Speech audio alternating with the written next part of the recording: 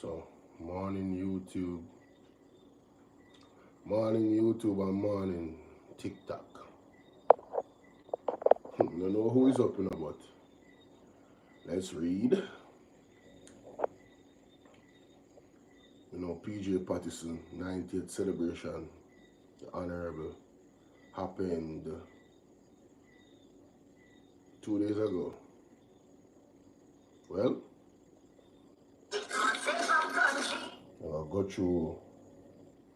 I'm gonna go through some of the speeches. Well, I'm gonna try to go through all of them as much as I can. The first one here is Dr. Dayton Campbell. So let's read. Good morning, TikTok. Good morning. How y'all doing?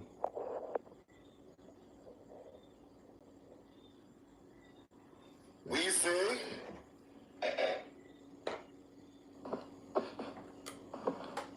thank you very much, Madam Master of Ceremonies. To our guest of honor, the most honorable Percival Noel James Patterson, ON, OCC, KC, President of the People's National Party, Mr. Mark Golden, MP, former President of the People's National Party, Dr. the Honorable Peter David Phillips, OA MP, Premier of Turks and Caicos Islands, Honorable Charles Washington Missick and Miss Delthea Russell, First Lady of Turks, members of the Diplomatic Corps, the Brazilian Ambassador, the Cuban Ambassador, the French Ambassador, and representatives from the U.S. Embassy and the British High Commission, the Embassy of the Dominican Republic, the Embassy of Russia, and also Ambassador Curtis Ward, officers of the People's National Party, members of Parliament and senators, former officers and parliamentarians, members of the Patterson family and extended family members, members and supporters of the People's National Party, members of the public, and of course, members from the great constituency of Eastern Westmoreland,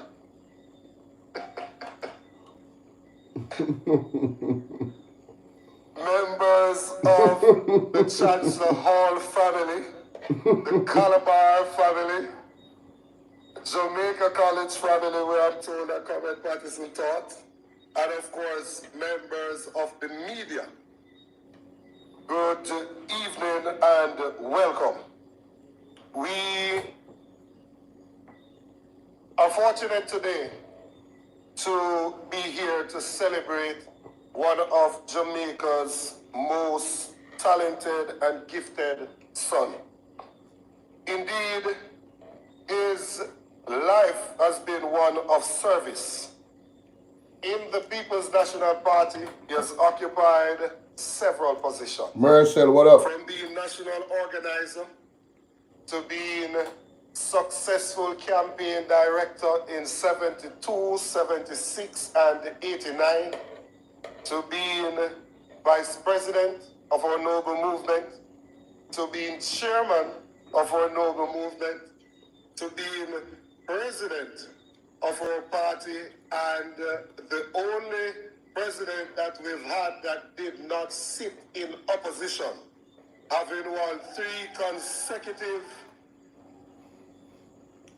elections in 93, 97, and 2002, and having been around to work with or advise every president of the People's National Party. Whoa. Today, we want to celebrate 90 years that have been well lived. I also want to point out that it is also 55 years since he won the by-election in what was then Southeast Westmoreland.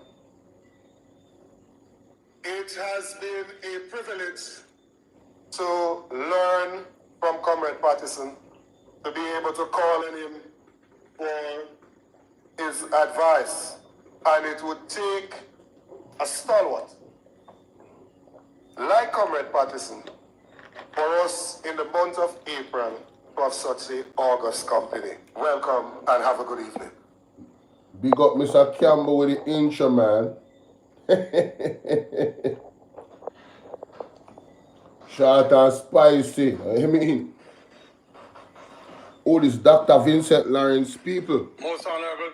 People only hear how much delegates from all around the world, Russia, all around the world. They have, you know, once people respect PJ Patterson, on the day over here disrespect him. Hey, you can't stay there. I don't know who's PJ, man. Most honorable PJ Patterson. How are you, sir? Vincent Lawrence, Dr. Blessings. Vincent Lawrence. We say PJ, eh? And we've been saying so for a long time, and we will continue to say so for a long time. Family, members of the diplomatic corps,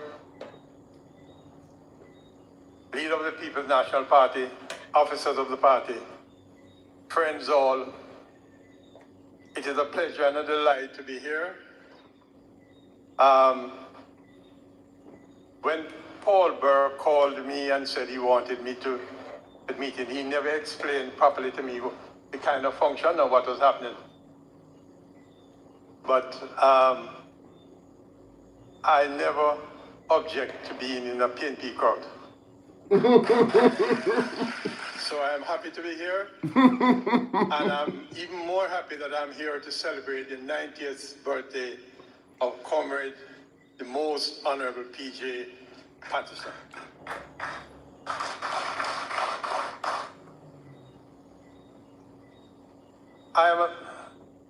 I should have said, we just had a performance from the Calabar boys, another Calabar old boy myself, and a former, like Mr. Patterson, head boy at Calabar. I say, we say PJ. And I say to the young men, I'm proud of you, keep at it, the utmost for the highest. Okay?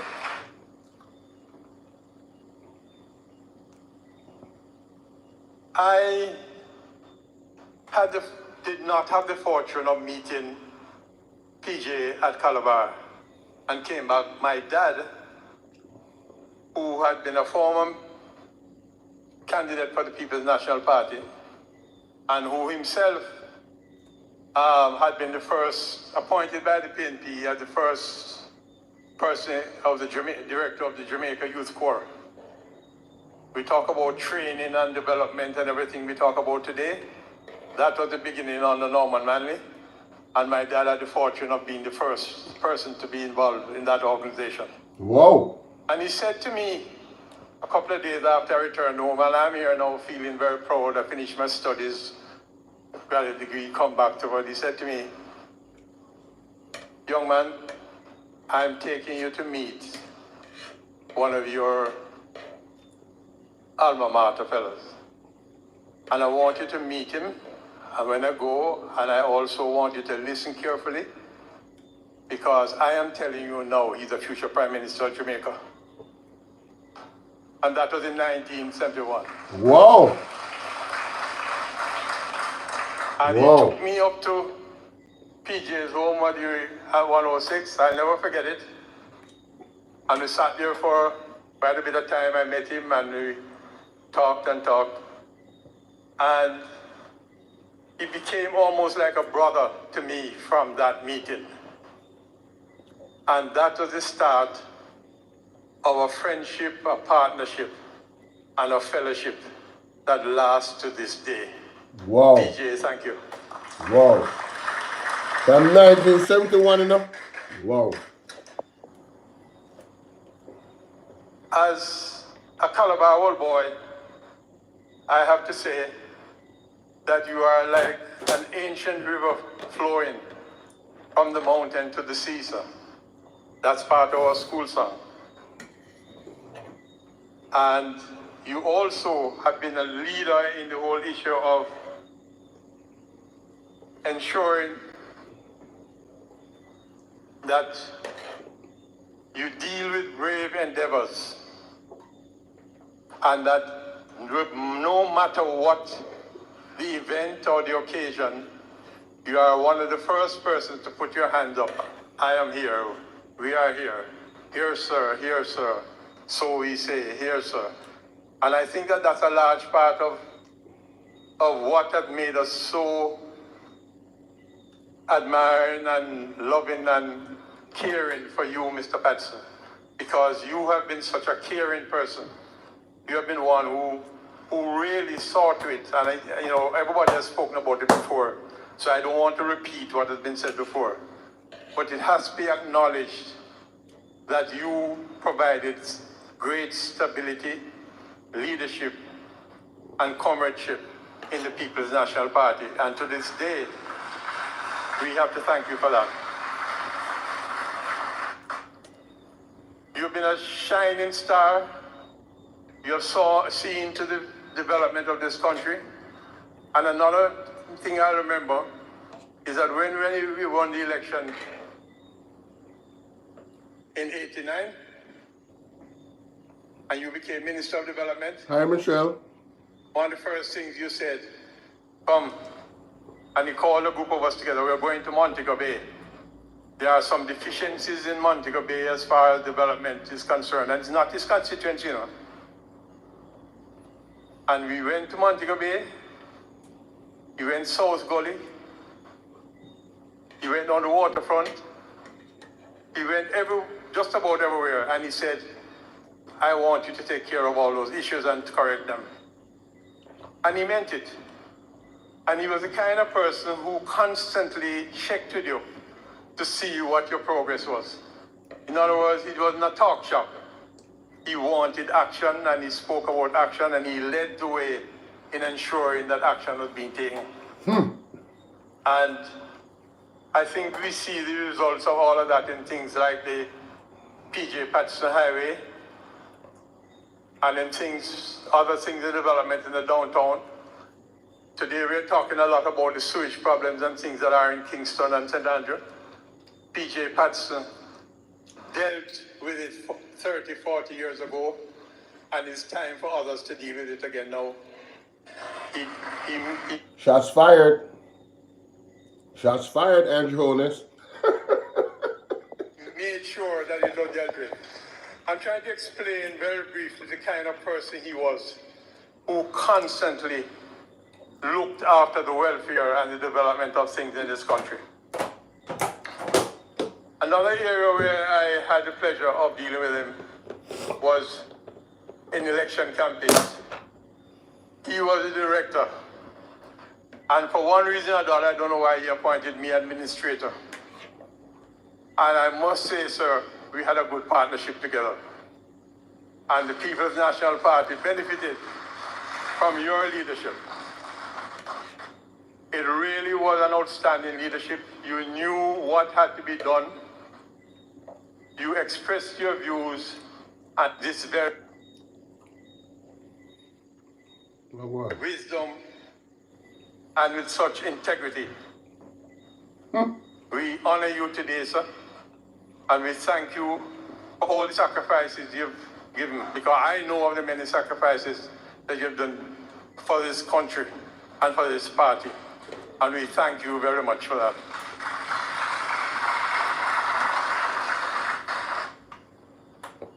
I just need to remind the crowd, since I don't think many of you remember, but he was enjoying the music, and you know why?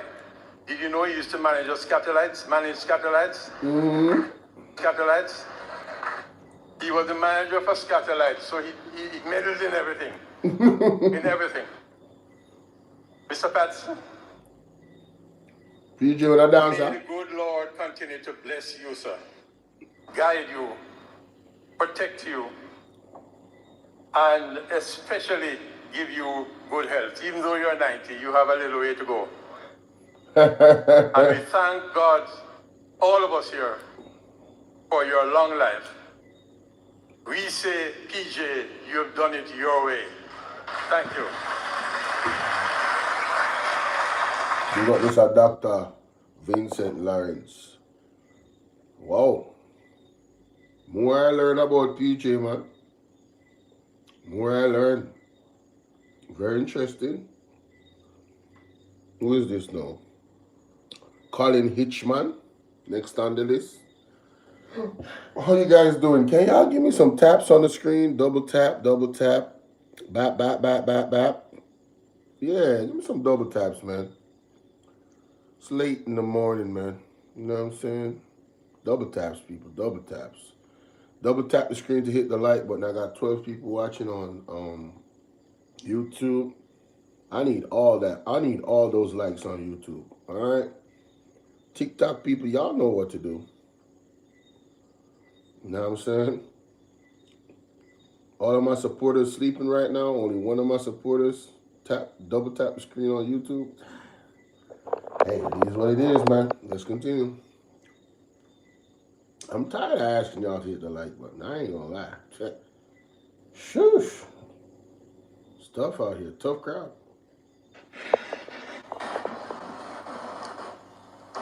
We say? Mr. Colin Hitchman. The most honorable P.J. Patterson. A lot of letters behind his name. The family of this great man, members of the diplomatic corps, the leader of the opposition, and all officers of the party, church leaders, former leader Dr. Peter Phillips, colleagues, King's councils, friends and family of members of the party, and all friends who are gathered here this evening. We say? Okay. I am honored to speak on behalf of the great constituency of Eastern Westmoreland. Because for Southeast Westmoreland, 1970 marked the beginning of an era of unprecedented progress. Bro. The single most obvious driver behind a raft of social investment and infrastructural development in the constituency was without a doubt the dynamic P.J. Patterson. He came to us young, gifted, and black. He also came to us as a shining star in the firmament of the People's National Party. There was great excitement in the crowd on the Darlington School ground that afternoon when he made his first public appearance in the constituency. Good morning. One well-known activist asked me who I was supporting.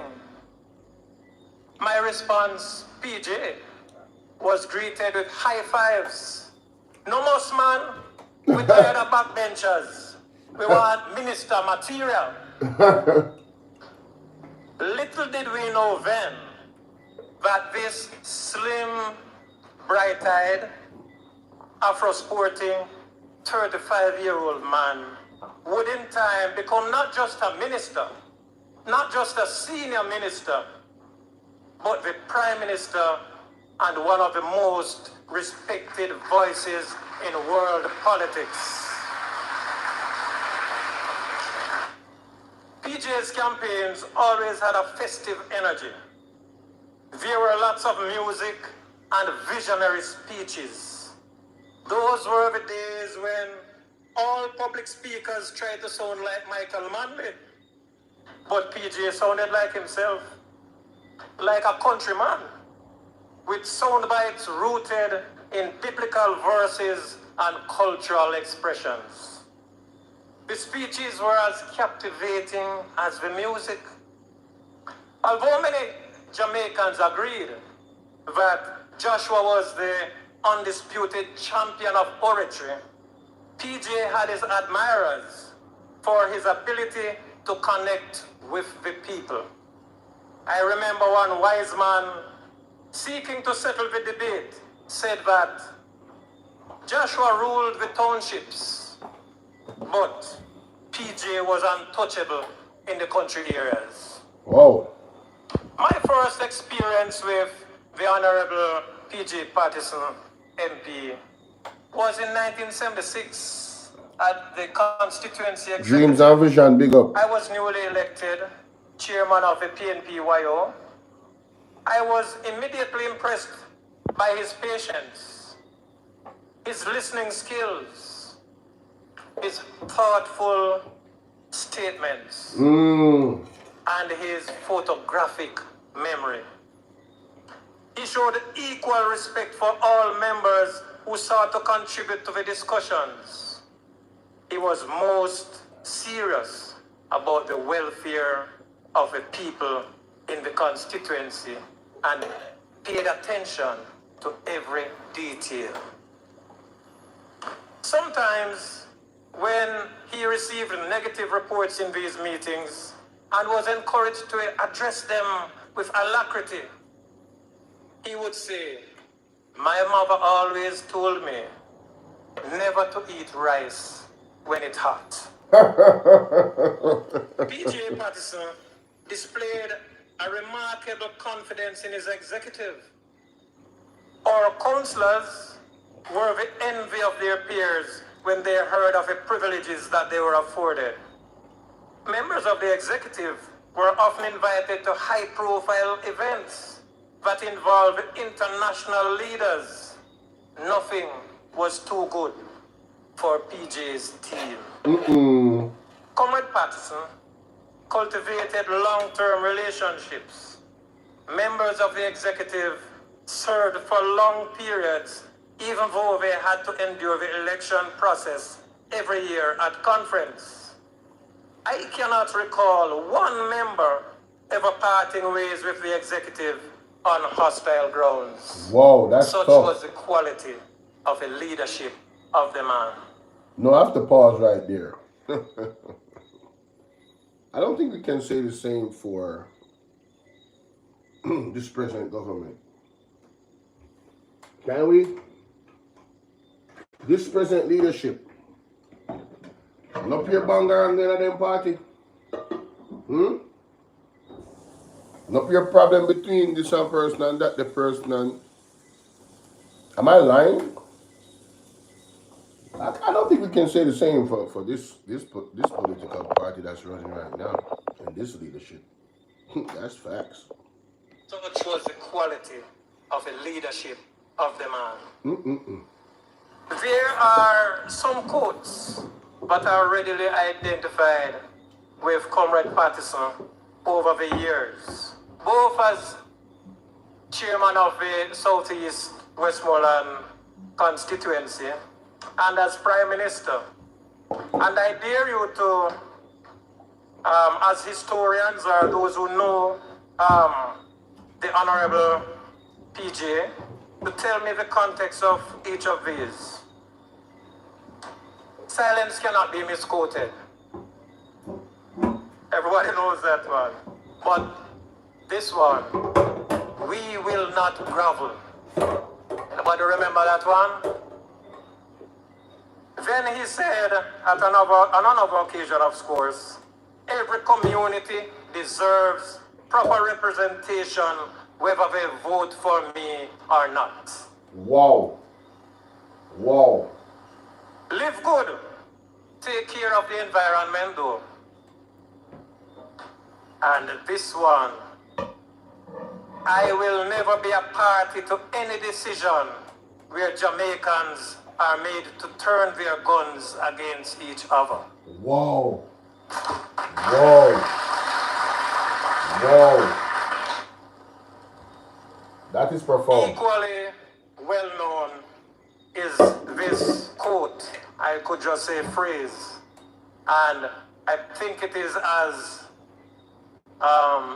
relevant now as it was then when he said it. Fly the gate.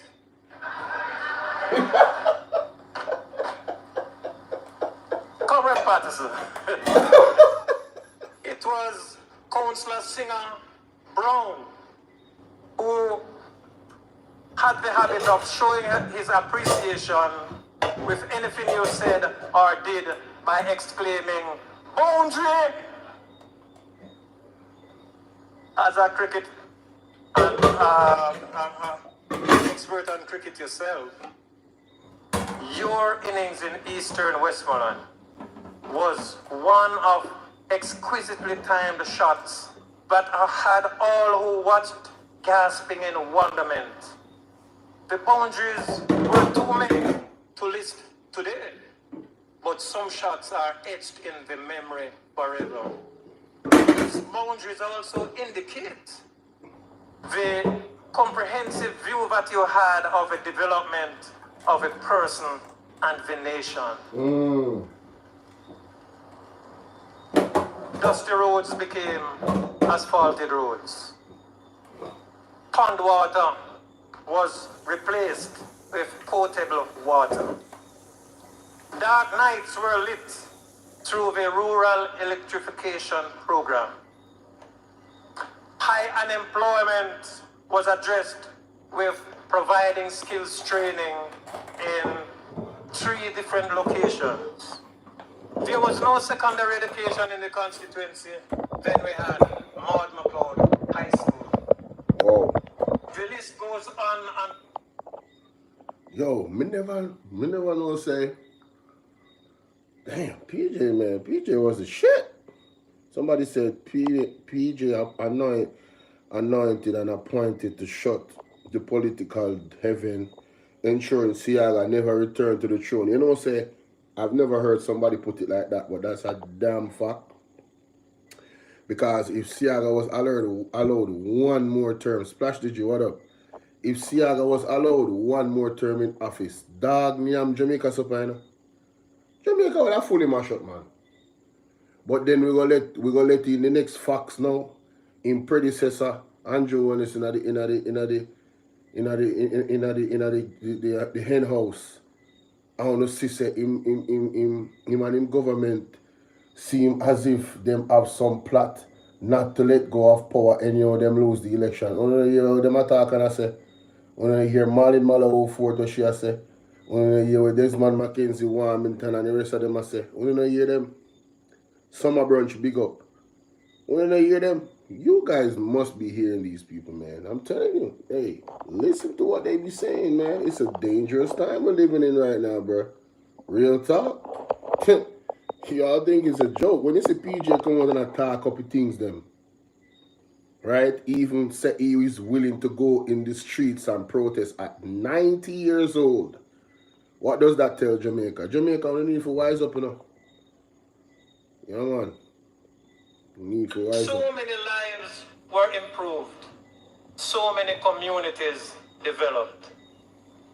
Most Honorable former Prime Minister, just before you declared your innings closed, you told us that you wanted to retire and still have the strength and facility to spend some happy times with your grandchildren. And so we didn't quarrel with you when you declared your innings closed. But now you're not so young but stronger. You're just as gifted and wiser. You are still black. And according to Nina Simone, your soul's intact.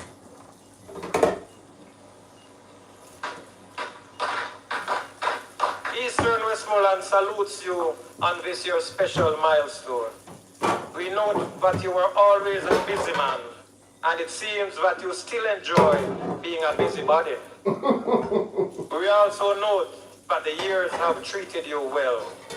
We trust in God's continued guidance and protection upon you as we wish you happy birthday, yeah, my friend. One more time for them. One love from the people of Eastern Westmoreland and Region 6. Oh, man. Yo, that is nice. I ain't gonna cap. That's I am beyond grateful for the privilege of making expressions in honor of the most... This is Reverend Carl Johnson, ladies and gentlemen. Nolan Percival James Patterson on the occasion of the 90th anniversary of his birth. There are several descriptors that come readily to my mind whenever I think of Mr. Patterson. I see him as a national and regional treasure, an icon. I see him as a Renaissance man. I see him as a regionalist whose commitment to Pan-Africanism is both inspirational and compelling. In an age of sound bites and beams, your life, sir, cannot be reduced to a sound bite or meme. But with time constraints restraining me, I will underscore virtues, marks, features that I have come to admire as our relationship developed through interactions primarily around two institutions that are near and dear to both of us, namely the Calabar High School and the Jamaica Baptist Union, especially the historic Phillips Baptist Church, where one of your uncles, the late J.J. Carter Henry, pastored, and where I am now privileged to be offering pastoral leadership. What are some of those marks, virtues, features? I celebrate your deep commitment to mutual respect, integrity, and what I call slow wisdom, which is perhaps the characteristic that has touched me the most. You know, slow wisdom is that concept which underscores and commends a process of decision making which favors arriving at sound decisions in a thoughtful, patient, and reflective manner. These traits that you possess and exude, I pray, will be emulated by many in years to come. Happy birthday, sir, and I thank God for giving you long life and enabling you not just to count and tick your days, but to have your days count. And this, I believe, is indisputable. Count, they surely have. Blessings, sir. Wanna hear that? Not just count your days, but have your days count. Well, go ahead. Look at my phone dead, you know. I tell the phone dead. TikTok get chop off people. That's how I go. We say,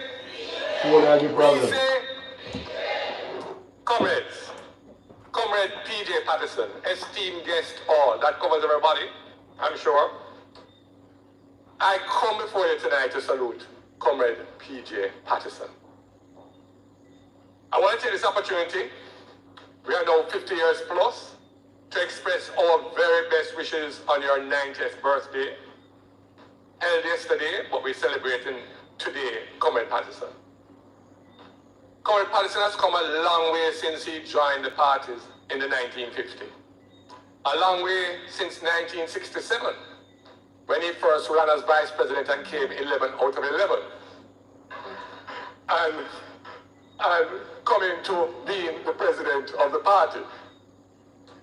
His has been a journey of focus, fixity of purpose, fortitude, and most importantly, fairness. He has risen to the position of the People's National Party as president, and I want to review some aspects of that long star-studded journey. I first want to salute you, Comrade Patterson, for your sacrifices for party work, foregoing academic work, your professional career, and personal life to the party work in the 50s and the 60s. I want to salute Comrade Patterson for his role as chairman of the 1967 Appraisal Committee in the aftermath of one of the most undemocratic elections in Jamaica. Although it was a collective effort, that committee shaped the party going into the 1972 general elections. Among those recommendations, the establishment of a youth organization, which Comrade Patterson first announced in July 1969 to the public, the decentralization of the party, the establishment of a party secretariat and a new post of a chairman as distinct from the position of president of the party. Those recommendations led to the establishment of the 6-party regions in 1975, allowing us to widen and deepen democracy, to foster responsibility and accountability, and now our regions will be celebrating their 50th year of existence this year, 2025.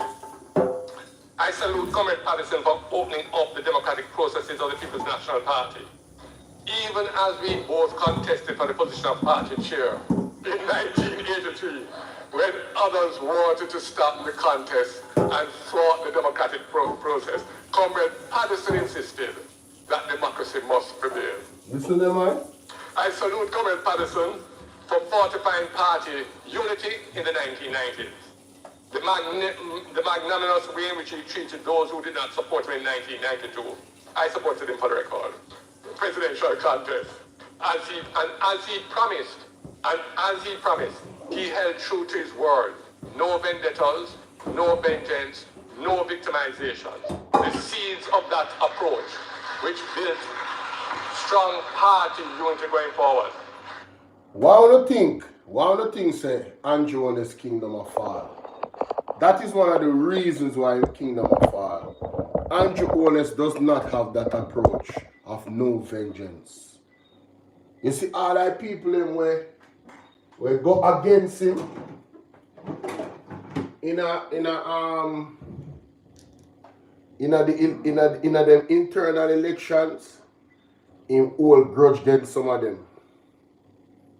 Him hold grudge against some of them, and them same man hold grudge against him. That is why there's an internal issue in the JLP right now. That's why them old big meat what they look like. Because there's a lot of infighting. Me hear Edward say to man say, yo, them know they are preparing for the eventuality of losing the election because them know some more than likely them are going to lose. So they are looking to position themselves, and Andrew are looking for position for himself with people loyal to him. Zine in the party, so him can still be party president and have some type of control over the runnings of the JLP. And that makes sense. That argument makes whole heap of sense. That sounds like something where a narcissist would do. That sounds like something where somebody where believes say them is bro God would do. You understand? He's not the type of person that have the grace to say, you know what? I did my time, me run my runs, you feel me I deal with, and you know, I make it work. He's the type of person where he want for day night forever, like a vibe. You feel me I deal with? I saw him mix. Right? Because he is a grabber. He is a grabber. And grabber no good, because when you put grabber in your weed, you know so that no good, though. As much as I want to love it, it's not good for you. Because suck out your whole system dry. Andrew, this is a grabber, bro. Straight grabber. But not a relocator, no. Hold on it. Relocation.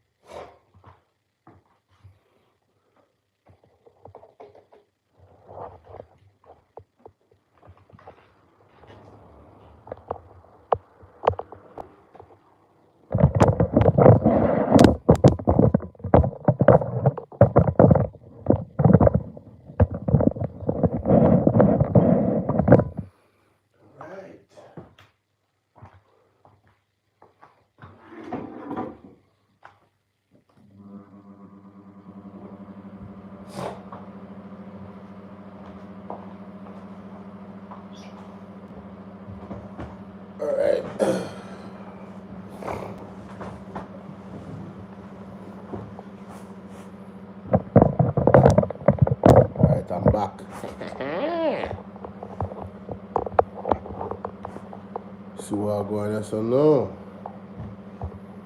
Strong party unity going forward.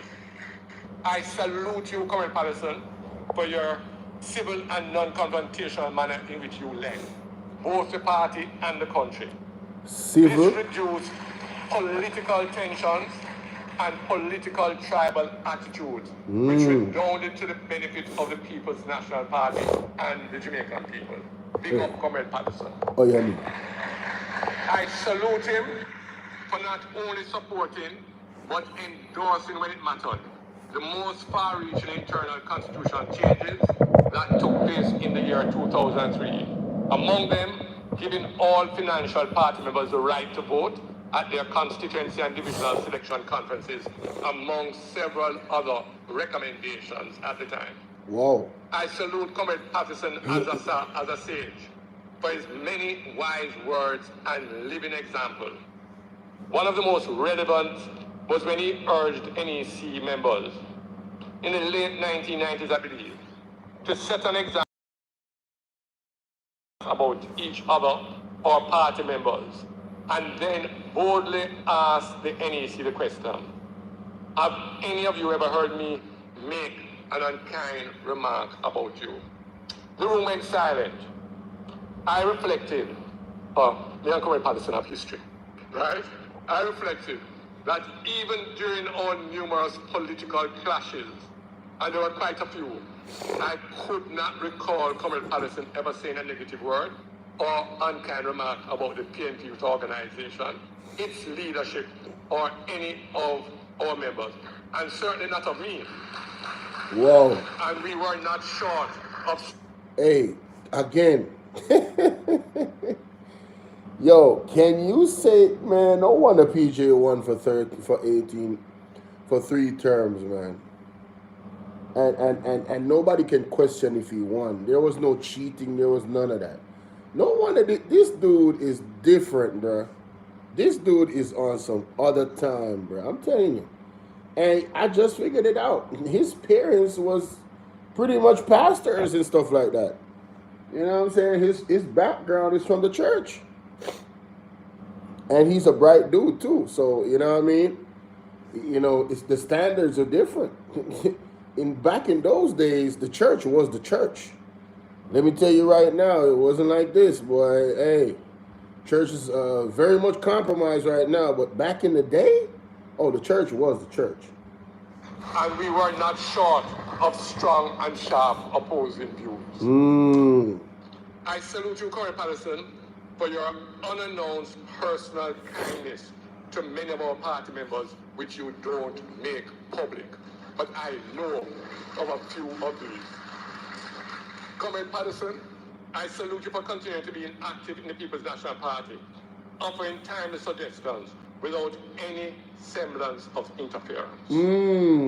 I end by wishing you strength, good health, and enduring happiness, which I know will be cemented by us doing the work and winning the upcoming general election.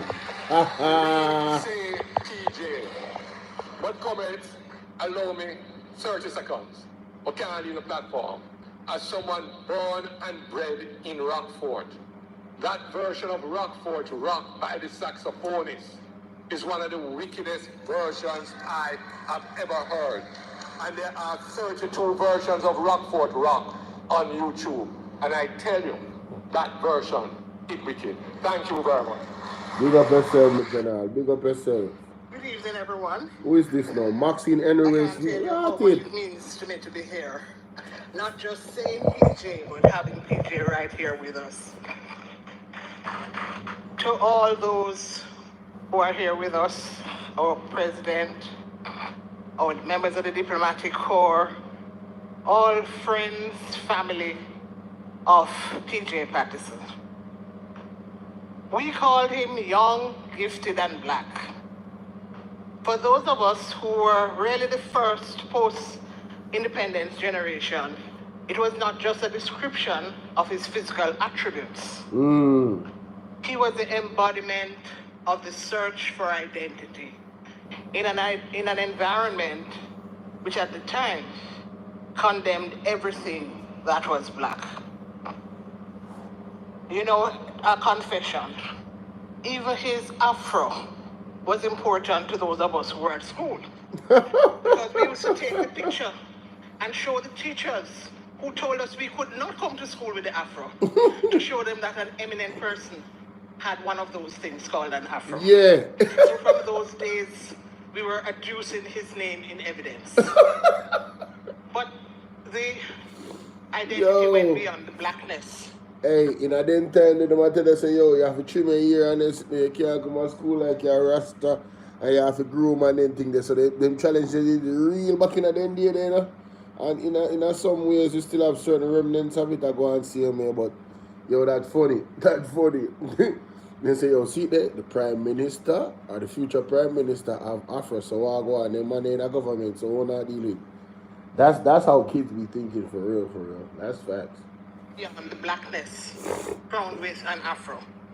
We were intrigued that a young black man who had pulled up himself by his own bootstraps and had achieved excellence in a world that does not always honor meritocracy, that he was emerging. Hold up. Ma'am, listen, I'm not going to be here acting like I know what meritocracy means. So, meritocracy, meaning, let me find out what the hell that means. Oh, sorry, my bad. Meritocracy, meaning. This is the definition of meritocracy. Government or the holding of power by people selected according to merit. Oh, okay. Okay, I see how it applies. All right, that's what's up. Meritocracy. Let's continue. Let's go back a little bit. And had achieved excellence in a world that does not always honor meritocracy. So basically, he achieved greatness in a world that does not always honor when people gain recognition through merit.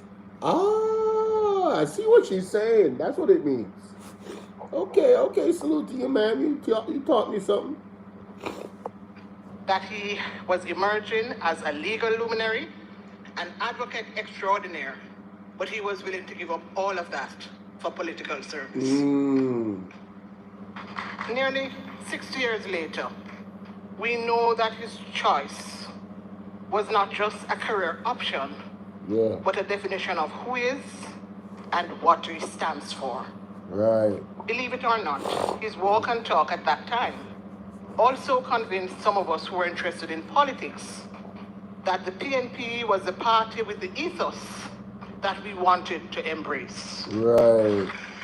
Because it championed the paramountcy of the ordinary people in providing opportunities for all. Fast forward nearly 60 years. The PJ we now know demonstrated some of the most vital attributes consistent with nation building. And I've tried to identify some of them.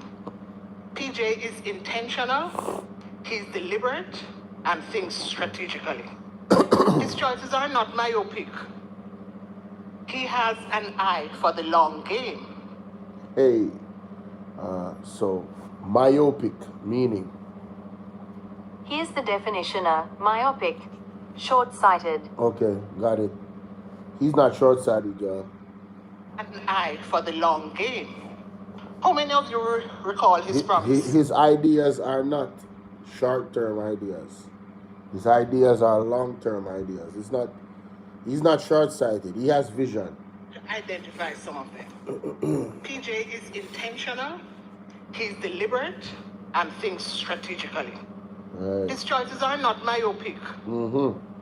He has an eye for the long game. Right. How many of you recall his promise? I will return. Where did he ultimately want to be? What he wanted to achieve? Those were the matrices of his life. He would not sacrifice the long term for immediate gain. I recall that it must have been 1992 or 1997, sorry, when CAFE and other civil society insisted that the Carter Center should be invited to come and monitor the elections. Well, we were outraged. His cabinet all but dismissed him. He sat there, he listened to us, and we carried on. He didn't say a word. He left. He called me in the evening. I was his general secretary. He said, let me tell you something. I think it is wise to invite the Carter Center. And he gave me a history of why you should not always be impetuous in your thinking. Impetuous? Them people are impetuous, meaning. I'm going to send me a dictionary. Here's the definition of impetuous. Acting or done quickly and without thought or care. Ooh. That means I should put some care in your thinking. Okay, all right. Don't be impetuous. All right, I see you, ma'am. I see you. He called me in the evening. I was his general secretary. He said, let me tell you something. I think it is wise to invite the Carter Center. And he gave me a history of why you should not always be impetuous in your thinking. Well, the Carter Center came. Want to hear what that means, right? Don't be impetuous in your thinking. You must think, put thought in it and care. Don't do it quickly, all right? Think it through. Impetuous in your thinking. Well, the Carter Center came, and the rest is history. PJ probably presided over the most rambunctious cabinet. Oh, come on, Just man. think. Hey, man, what are you doing to me right now, man? Rambunctious meaning. This is the definition of rambunctious, informal, uncontrollably exuberant, boisterous. Oh, rambunctious. Yo, hey man, hey, this is an exclusive, man. Y'all, hey, anybody watching, trust me, you're getting value. All right, share the live stream. Don't keep it to yourself. Tell a friend to tell a friend. It's going down this morning early. This is early morning class, baby. They presided over the most rambunctious cabinet. Just think, Roger Clark, Danny Buck, late colleagues. Then you had Peter Phillips, who whenever he did this, intended to speak for at least half an hour in cabinet. Lord God. Then there was KD, who was the most disruptive person in the world. Is he here? No? And of course, my friend Junor. No, I remember her name, Maxine Henry Wilson. I remember her name. But I can't remember how she looked back in the day. Maxine Henry Wilson. Hold up, man. Hold up. Let me. Oh, yes. Yes. I'm looking at these pictures. Ah, there it is. This is the face. That glasses. Yes. Now I remember. This lady, how you doing, Nora? Maxine Henry Wilson was a legend, man. She was a legend. You hear me? Ain't no jokes about it. This lady was a legend. Yep. She looks good right now. I mean, she looked like she really trying to take care of herself. You know what I'm saying? When you get older, you gotta kind of slim down a bit. You know what I'm saying? Watch your diet, all of that. Shout out to her. But I remember this lady. I remember this lady when she spoke. All right, this is one powerful lady right here. Let's continue. I remember her name. The face. She looks a little bit slimmer right now. You know what I'm saying? In this presentation. You know, not that much, but you know what I mean. I just couldn't recognize her. Spoke incessantly. But in many ways, they probably were speaking to each other because PJ never intervened. He made them talk and talk and talk. And at the end of it, he would summarize what was said. Not necessarily giving his opinion, but summarize. He has a very unique leadership style. Right. He doesn't pressure you. As a member of his cabinet, he allows you to do your work. I think Vin kind of mentioned that. If he had confidence in you, then go ahead and do what you have to do. But The next morning he would call you and say, let me tell you something. And he would try to set you on the right path. He was a nurturer. He believed in the development of people. You know, it's very interesting. I didn't really realize until now, but she's describing one of my very best friends in the world. And she has children. And you see the way how she grew her children is that exact same style. Now listen, when she get mad, it is what it is, baby. But she really gives you latitude. She's not really that quick to wrath.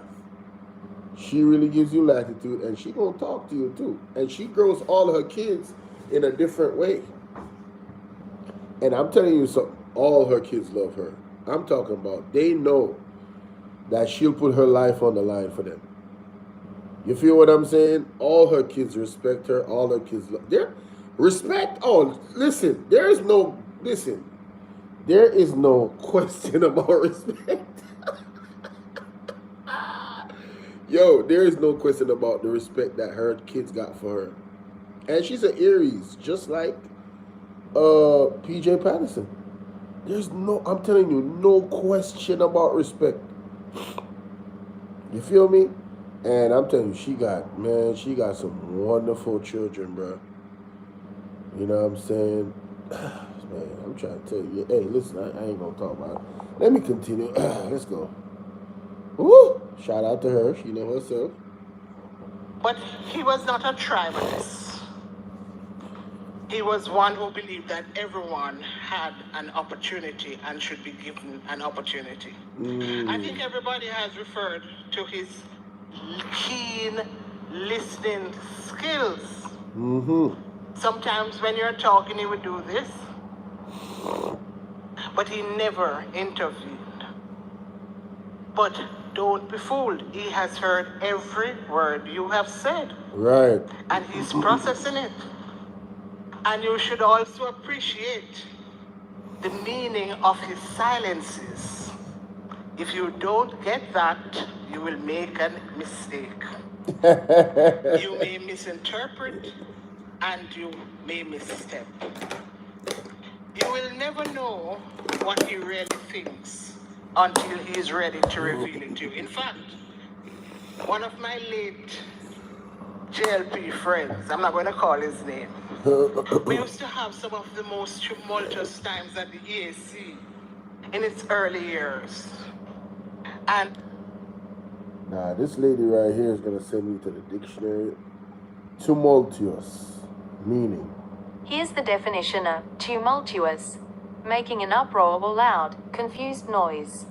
So her tumultuous friend. Let's continue. friends, I'm not going to call his name. We used to have some of the most tumultuous times at the EAC. Oh, so them did in load. its early years. And PJ decided to call a meeting. We have to applaud Comrade Patterson for standing up during those years, because his own colleagues said he was selling out the People's National Party by having this Electoral Advisory Commission. But he stood his ground because he said the democracy was at fault. So this person, PJ called a meeting, and he called me afterwards, this JLP person, before the meeting was held, and he said, you know what? Eddie really don't like meeting with PJ, you know. I said, why? He says, because PJ never shows his hands at the meetings. You don't know what he's thinking. He said, in fact, Eddie says he sits on his hands during the meetings, and you don't know what he's thinking. Well, I thought that was a compliment, even if Eddie didn't like it. He is hard working. Don't go into any meeting and don't prepare yourself for PJ, because he has gone through this everything and more. As one of his general secretaries, I know that I could not fool PJ about anything. He focused on every detail. I think Comrade Vin can tell you, anybody who worked with him. And more recently, I've had the opportunity of working with him on politics. Did you know he's a WhatsApp specialist? I was quite shocked myself. And he gave me an assignment. And he checked upon it every hour of the day that I was completing it. But what fascinated me about it was just how broad and deep his thinking was. And it was about politics and about the elections. He has a photographic memory. What you long forgot, he always remembers. I was struck, I think about 2 or 3 years ago. Something happened and we were talking, and he reminded me of something that I said in about 1981, after the 1980 elections. I'm not going to tell you what it is, right? But he reminded me that I said it, where I said it, and the impact it had on him. He has an elephantine memory. He never forgets. Hey, I keep telling y'all, when I'm in my bag, when I'm doing this thing on YouTube and I see things and my mind goes into my elephant memory type of mode, it's not pretty for nobody. I'm telling y'all right now, you're going to get this work. It don't matter who you are, you're going to get this work. Man, leave me alone, bro. Do the right thing. Don't tell no lies. Don't do none of that. Because I'm going to remember that shit. I'm going to remember that shit, man. Yo, do not do it to yourself. I'm telling you, man. I got that mode too, where my elephant memory is out of this world, bro. He never forgets. Intellectually, he's one of the most profound persons I know. True. This is because he reads and he analyzes and he thinks through issues. And many have spoke about his generosity of spirit.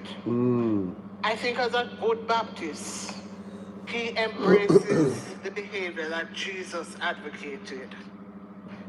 He doesn't stand on the corner and preen about what he has done.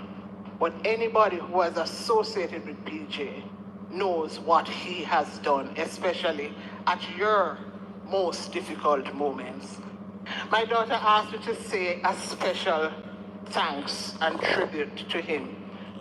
She was going to South Africa, and PJ wrote everybody, including the president of South Africa, to say that she was coming. Rotted. And that to her made her visit there, her studies there, that more impactful. Wow. He nurtures others, including his family. Wait a minute. So her daughter was coming to go into South Africa. And PJ wrote everybody, that was everybody's. Yo, this dude is different, bro. Yo, nah, this dude is different, bro.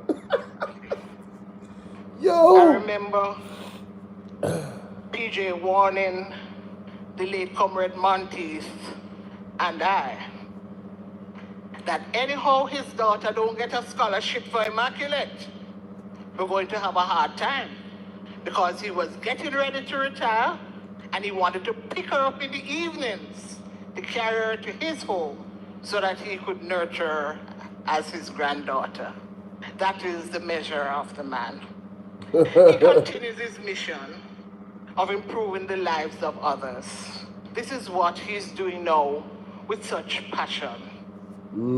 As we celebrate your life, sir, we know the passion with which you are. No, you can't imagine Dirty Jazz Davis come up and disrespect the Samaria. You can't imagine. Hey, that whatever come down to, you know. Approach everything that we know. We know the guiding principles by which you have lived. And these principles are probably embodied best in St. Paul's saying to the Philippians, whatsoever things are honest, whatsoever things are just, whatsoever things are pure, whatsoever things are lovely, whatsoever things are of good report, if there be any virtue and if there be any praise, think on these things. This has been the life of our 90-year-old president. Still former president, but still one of the leading lights of our party. You may not live for another 90 years, who knows? But what we know that your contribution has been beyond anything that we could have ever hoped for or imagined. All the best to you, sir. Yeah. This is who? John Jr. What a name. John Junor. What a name. First recollection of the gentleman whose birthday we celebrate happened prior to the 1972 elections when he visited Washington leading a team. And before I go further, let me acknowledge all protocols observed. In that team, they came to Howard University to meet with students and to encourage many of us to return to Jamaica and make our contribution. At the time, the student body included Katie Knight, myself, and a number of other comrades who have subsequently come home and have contributed tremendously to our country. I returned to Jamaica in '75 after being in London, and I was being encouraged to run in a certain constituency by the then General Secretary in the '76 elections. He may not recall it, but my discussions briefly with Comrade P.J. Patterson led me to understand that politics was not an easy game. I had a young family, and I had just started my professional career. Throughout that career, I've been guided. And I often say to people, to describe PJ as a sage is an understatement. The demonstration of profound wisdom, sound judgment, and deep insight into the society and its workings have come from years of experience. Wow. I remember well being inveigled in 1987 to cast my hat in the ring in a certain constituency in central Jamaica, Mandeville to be exact. I was presented to the constituency, ushered in by Comrade Patterson. He ensured that there was unanimity in the constituency and that I was ushered in. Unanimity. I kind of think I know what that means, but just to be sure, unanimity meaning. Unanimity meaning. This is the definition of unanimity. Agreement by all people involved. Yeah, Consensus. Man. Yeah, man. I was right. Unanimity. It's so it is a word that based off its sound, you can't understand the meaning. Unanimous, unanimity, it means agreement, consensus, right? Right, that's exactly what it means. Shout out to me, I'm not so dunce, you know what I'm saying? 72 elections. 90. To describe PJ as a sage is an understatement. The demonstration of profound wisdom, sound judgment, and deep insight into the society and its workings have come from years of experience. I remember well being inveigled in 1987 to cast my hat in the ring in a certain constituency in central Jamaica, Mandeville to be exact. I was presented to the constituency, ushered in by Comrade Patterson.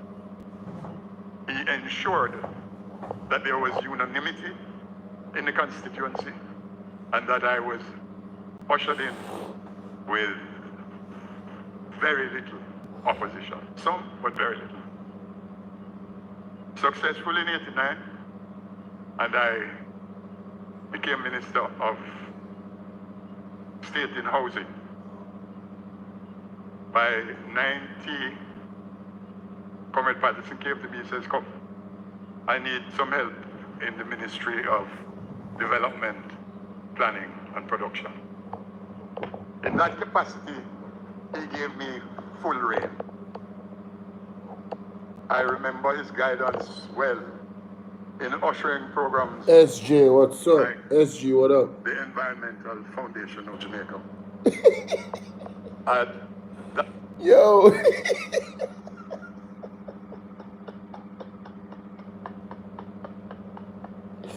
Yo, SG said, at least you looked up the definition. If the jail being follower would do the same, they would be more knowledgeable and have some understanding.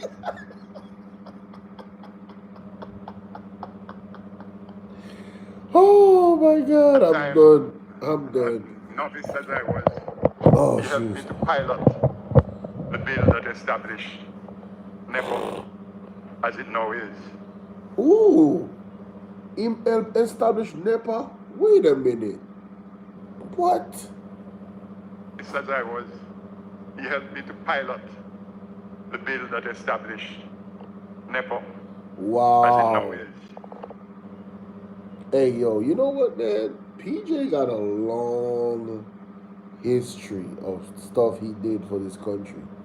Things that was put in place that is really supposed to help us. That is being abused right now by the same government that the man, by the JLP that's in power right now. Look at the secret deal with NEPA. That's crazy. I recall too the times when Comrade Patterson stood almost alone. His strength of character and his deep faith saw him through. Hence the statement, "I shall return." And return he did. And what a return. Jamaica is grateful to you, sir, for that return. I recall well the campaign for leadership. There are some things that I won't repeat, but one day I recall that Comrade Winston Jones of blessed memory and myself climbed the hills of Manchester, in and out, and dealing with probably in that one day 50% of the delegates to support Comrade Patterson's campaign. Comrades, I speak after Vin and Maxine. They have been true to what PJ represents. He's a serious mentor, a guide. He speaks softly, as they say, and he carries a big stick when it is necessary. I move forward to a period when, as Prime Minister, after being in local government, youth, sports, and community development, we went, the elections, we were successful. He was at Vale Royal, and he was forming his cabinet. I walked into the lobby of Vale Royal, he was sitting there, and he said to me, "I hope you're feeling healthy this morning." I said, "Well, no, don't tell me you're working in the ministry, I don't know nothing about it." And he said to me, "You may not know anything about it, but I have faith in your ability to lead it. I finished my years in politics, 8 years as Minister of Health, and he used to tease me. I didn't know you did medicine when, but he challenged one to a bigger self, a greater person. Of course, you know, the famous statement which he made, which everybody knows, guided always by a deep sense of thinking through problems. We had a gas price demonstration during his tenure as Prime Minister. The debate, as Maxine indicated, was heated, to say the least. Those who felt that we should act heavy-handedly, and those who felt that we should take time. We took a break, and I had a problem that I needed to speak to him on. Asked his secretary, may I see the Prime Minister? It is then that I appreciated the weight that goes with leadership. I was ushered into the office and his head was in his hands, looking down. And I stood there for a good 2 minutes, just observing him. Because the weight of that office is not an easy one to bear. And he bore it well. Comrade Patterson, we say, PJ, you were always in your minister's corner. You didn't dictate to us, you guided us. We who are now... You know, we really need to own in on that statement. He never dictated to them. He guided them. He allowed them to be who they are. With a little bit of guidance. You understand? He put his trust in them. How does the individuals in the JLP feel that allegedly have to sign an undated letter of resignation? What does that do to their confidence if that is true? Do they have that same, you know, confidence? Do they cannot feel the way that these people felt when they were led by PJ Patterson. There's no way they're feeling that same confidence. Ain't no way. In the, should I say, winter of our years, are able to repay that guidance.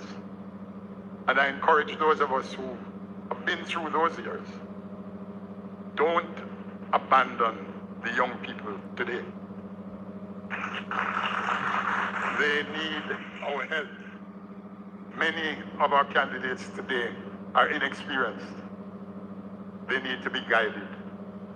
And for those who can, please follow Comrade Patterson's example and advice. He's always been a friend. And I consider him more than a friend, an older brother. That status is going crazy. We say, PJ. God bless you, and may you continue to guide.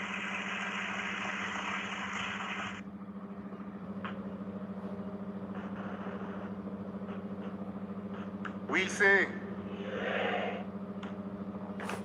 I'd like Dr. Peter Phillips. first of all to Chelsea. Good morning, Comrade man. Patterson, Most Honorable PJ Patterson, our guest of honor, other members of his family who are here, the party leader, Comrade Mark Golding, and from here on to adopt the protocols that have already been established.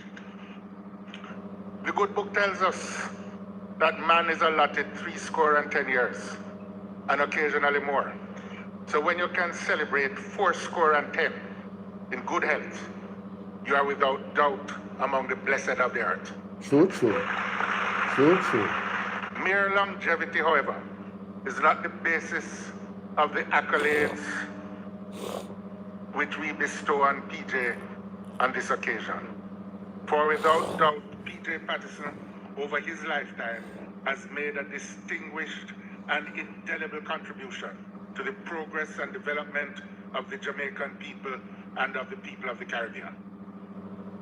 Specifically, we, the members of the PNP, owe him a debt of gratitude for his service to the party, for beginning with his decision to interrupt his studies in order to become an organizer for the successful national campaign of 1959, I believe it was. To the present day, PJ has been active on behalf of the People's National Party. This would make him the longest serving activist of the PNP with 67 years of continuous service, including almost every position in the party. Parish organizer, executive member, vice president, campaign director for many campaigns, and president of the People's National Party. He has been a stalwart and the longest serving prime minister, serving 3 consecutive terms between 1992 and 2006. Again, however, the main significance of his tenure is not its length, but rather the character of his achievements. PJ's ministerial career and his prime ministerial administrations reinforce the traditional values and reputation of the People's National Party.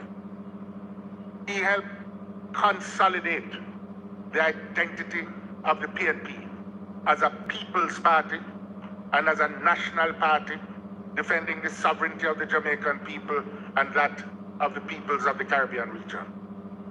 From early on as a Minister of Tourism, he sought an expanded role for Jamaican entrepreneurs at all levels of the industry, an industry which at that time was almost exclusively foreign-owned. Operation Pride remains to this day one of the most imaginative and effective programs delivering affordable housing to needy Jamaicans. Jamaica's infrastructure of highways, airports, seaports, water systems were all transformed, and Vin has mentioned some aspects of that. His role in the revised Treaty of Chaguaramas and in propelling the CARICOM single market and economy into being is well recognized, for which he has been awarded the Order of the Caribbean Community. And the list could go on. But perhaps his most salutary and lasting achievements relate to his efforts and his successes in changing the tone and texture of Jamaican politics and of Jamaican life. Maxine mentioned about his significance in helping identify, in helping consolidate the black identity in the country. And I was noticing the Calabar singers. Actually, I probably should, as the most senior JC boy here, welcome all the Calabar people, particularly here tonight. But on a serious note, I was noticing the hairstyle of the young man and saying that 50 years ago, that would not have been possible on a stage here. And it is possible not least because of the example that P.J. Patterson set and his efforts. My first encounter with the young P.J. Patterson was really by chance. He's not aware of it. But a couple of us who were at UW at the time and chosen the path of rebellion heard that there was this young lawyer that was going to be appearing in the Alpha-Tree Resident Magistrates Court. And that was persuaded, since we were in the Alpha-Tree area, to go and take a look. And it was something to behold. This young, debonair, stylishly attired young lawyer with all the style of a young, accomplished attorney with his foot on the bench addressing the court.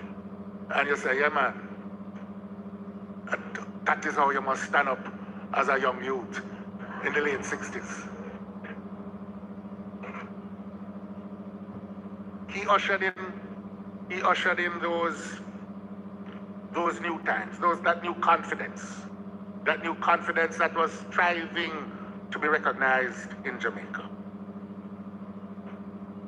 It is worth remembering too the time that he spent on lowering the levels of political conflict in Jamaica. He did this through his openness to inter-party dialogue and his refusal to be drawn into conflict, even when those who faced him on the other side wanted the conflict. He refused the conflict and chose a path of peace and collaboration that has endured to the benefit of the Jamaican body politic. He was committed not just to inter-party dialogue, but to electoral reform and to deliberate institution building institutions and supporting institutions like the political ombudsman, which should be made again, I dare say, into an independent and separate office in the country. Talk up the things them, Peter Phillips, talk up the things them about the political ombudsman. It's very important indeed, my brother. Talk up the things them, Mr. Phillips. And supporting other organizations like the National Planning Council, which provided a basis for all the stakeholders in the country to come together on matters of vital national interest, because he recognized that if we are to go forward as a country, it was going to require all hands on deck. Yes.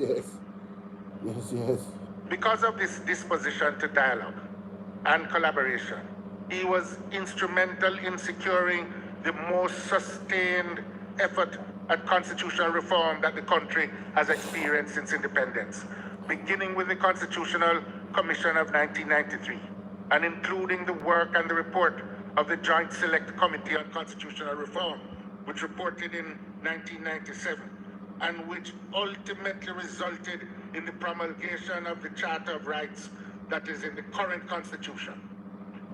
And, if I dare say, despite the obvious, collapse of the current effort of constitutional reform, it had to take as its starting point the work that was done in the 1990s. And if they had paid more attention to the mode of the approach to constitutional reform, through dialogue, through discourse, through collaboration, through the recognition that it is one Jamaica that will have to move forward in matters like that, I dare say they might have gone further. Time does not permit an adequate treatment of the character of the man. His skill at strategic planning and his tactics in managing a political movement. I have a few recollections of my own John. One of them was in going to the Ministry of Health also. And it's an example of the kind of careful planning that PJ put together in appointing his cabinets. I had indicated, having been at Jamaica House at the time, that I wouldn't mind moving to a ministry. I had in my mind the kind of the ministry that I might have wanted, but when Comrade Patterson said, well, I'm going to ask you to go to the Ministry of Health, I said, I have thought of many ministries, but the one that I have never thought of was health. I named one that I would like to go to. He said, I've already offered it to Paul Robertson. Now, Paul was my good friend, godfather of one of my children, and PJ definitely had already taken that off the table, so health it was. And I imagine there the other instance, of the careful planning related to the Ministry of National Security. Somehow there was a CARICOM meeting in the Bahamas at around the time he and I were in the Bahamas. There had been all of this talk going on in the media about changes and national security talk in the party. I came back to Jamaica satisfied that this was not in my future, because we had spent the whole weekend, and if he had wanted to raise it, he would have raised it then. We came back to Jamaica this Saturday, went to cabinet the Monday, and PJ said, "Can you see me after you finish your lunch?" Went to see him. He said, "I'd like you to go to the Ministry of National Security." I was trying now to see if I could dodge. Could I do a thing? He says, "Well, could I get some time to think about it?" So I intend to announce it this afternoon. Rotted. I said, "Could I at least get to talk to my wife?" He said, "You could use that phone over there." So in the end, you had to just accept it. Yo, PJ is a man. Listen, PJ say, "Yo, you can use that phone over there, bro. You get me? Go ahead, son. Handle your business." So you have to understand the nature of PJ's planning and political management. I've seen him walk with a draft of a letter that he was sending to the leader of the opposition in the pocket, pull it out in the cabinet meeting, strike out one word, substitute another, fold it so often that it was perforated. But he wouldn't dispatch it until he was satisfied that it was exactly the draft that he wanted.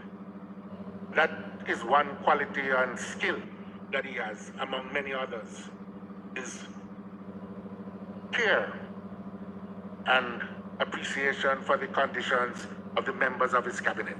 Maxine is right, it was a rambunctious cabinet, but I dare say it was the most united cabinet that has ever existed in the history of Jamaica. Wow. His love of cricket, music are also well known, and his gifts as a raconteur, particularly of the political lore of the country. I think if there is one book, if I might suggest, sir, is to just write out those political tales that you have. It would be a guaranteed bestseller. What is certain is that Jamaica is better because of his contribution to our national life, and that the PNP has become stronger through his service. And because of this, we still say, PJ. All right. Senator Donna Scott-Mottley. Unenviable task. So what an unenviable task to come after so many people who attempt to introduce PJ Patterson. I embrace all the salutations so far. I single out, however, the leader of the People's National Party, Mark Golding, and the former leader, Peter David Phillips. You know, PJ, my dear friend, my leader, my boss, it is an honor to be speaking to you on your 90th birthday. I don't think I've missed many since I've known you. I'm always somehow right there beside you. I had to discard my script because I really think that Peter copied from my text and said absolutely everything that I had intended to say. I rely out there. So I will say this. There are some people who go in search of their purpose, and there are others that their purpose and their destiny collide. I truly talk, say PJ Patterson is truly revered politically around the world. He gets a lot of respect. That's a fact. Like, you can't go around him thinking him really, if that man if his intentions was to stick around, I don't know how they would move him. And it's not because he would be a dictator, it's because of how he led. That is the thing, how he led. But everybody time, him decide, him serve, and him say, all right, you know what? There's more to things in life. I want to spend time with my grandchild. That's noble. And it just shows you the humanity in the man. Does anybody see Andrew Holness saying, you know what, hey man, listen, I want to spend some time with my son, my sons, and what I'm saying, grow them up, see them, get me some grandchildren, kick back on the beach and not worry about nothing that's going on. Do you see him doing that? Do you see him having that type of energy? No. He wants the spotlight. He wants the praise. He wants all of it. He is a clout chaser. Andrew Holness is a clout chaser, bro. Real talk. Think about it. He is a clout chaser. That's why he used social media to win the election. That's why his government is all about PR, because he wants the clout. Period. Well, let's go back to this, Marty. From my text, and said absolutely everything that I had intended to say. So I will say this. There are some people who go in search of their purpose, and there are others that their purpose and their destiny collides with them. And when you were born and your navel string was planted under that Otaiti tree in Mr. Dawes' place, Pleasant Valley, Mount Pleasant in Kendall, your destiny was planted in the earth of rural Jamaica. You traveled to get to Calabar. You walked 4 miles first. And then you took your public transportation and ended up traversing over many parishes before you arrived for that interview at Calabar. You said you were 11 and you were quite terrified. And that it was 2 weeks later that you heard that you had been awarded the Purcell Scholarship. Calabar was to be your home. The home where you recognize that in transforming yourself, you would be transforming Jamaica. Wow. You campaigned as manager with Norman Manley for the West Indies Federation, and my God, now how we wish that had succeeded. It was your loss, but more importantly, it was a loss for the entire region. And then you campaigned in 1969 with Michael for the leadership of the party. And then you led the campaign in 1972 that saw the Democratic Socialist People's National Party propelled to victory.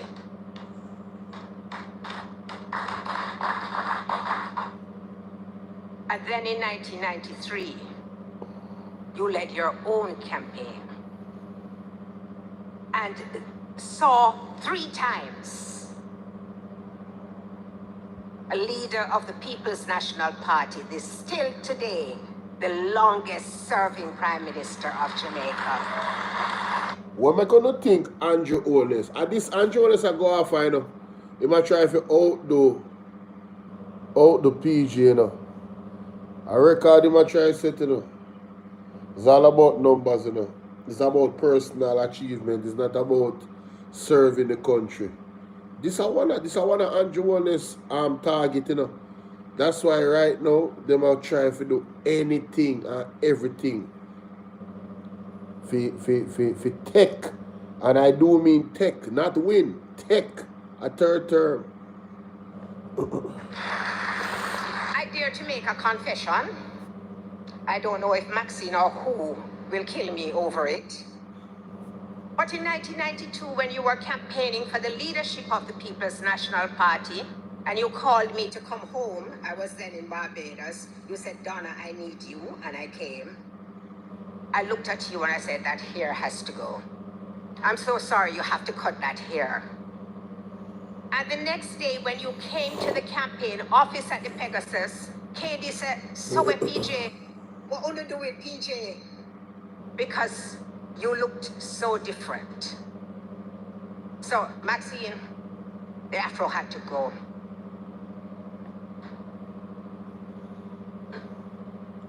And now, how can I celebrate you?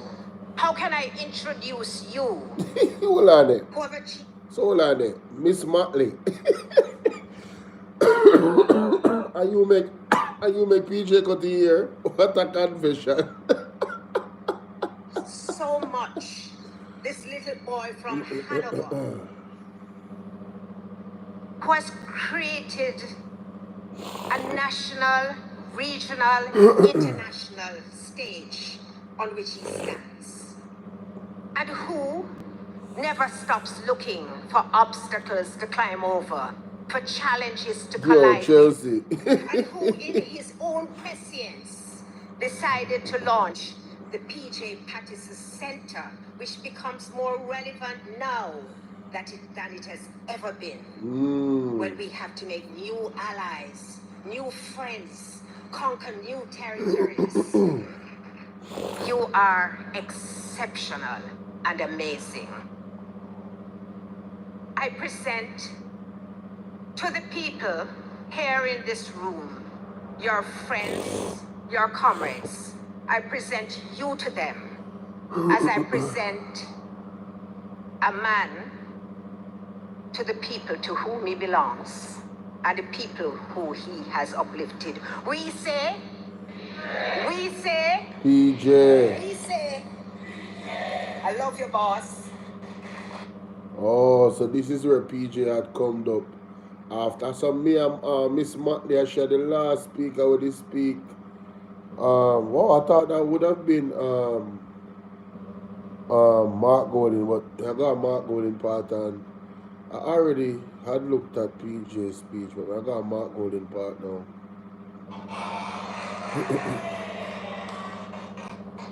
Boy, you don't look good, man. Comrade PJ Patterson, guest of honor, happy belated birthday, but this is a birthday period, it's not a one-day thing, so we're in the middle of it now. Premier Mystic, welcome, thank you so much for being here, sir. All the protocols have been duly observed and occasionally repeated, so I'm not going to try and do that. Just to say to everyone who's here, thank you so much for being part of this and for being present on a very special occasion. I was just thinking about the fact that we have had the opportunity tonight to hear on this platform from, and I'm not going to call everybody's name, but the persons whose names I call are because of the fact that where we are in their lives and our lives.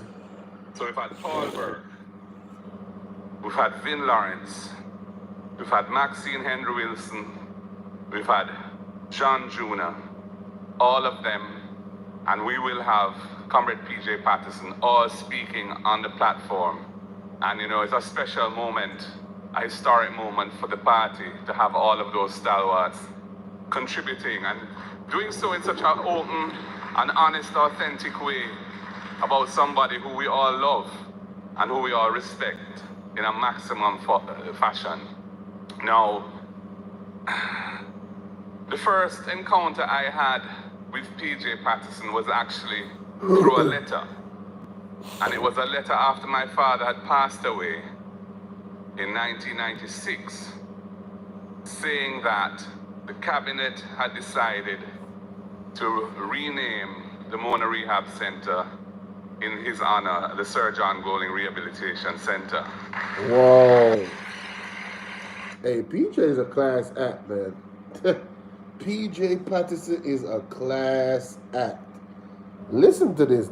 I never knew this. Listen to this. I was not in politics at the time. I was a grieving son and a lawyer and investment banker and so on.